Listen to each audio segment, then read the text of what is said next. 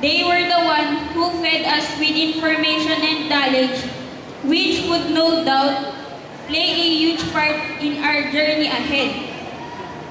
My deepest thanks goes to Tita Lolet, Doc Adrian, and Tita Ann for their supports.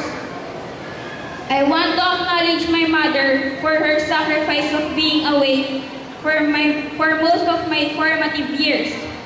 And most of all, my utmost gratitude to the two people who, without which, I will not be here standing in front of you today. Nanay and Ninang, salamat po. A graduation is also a commencement. Two very different words yet connected concepts. To graduate is to finish, while to commence is to start. Today is another start, but we will all face it with optimism with our parents' help. Let us all have courage in dealing with all obstacles that will come our way. May we all go smoothly in this new journey that they call high school.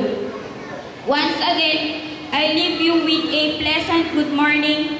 Thank you and God bless us all.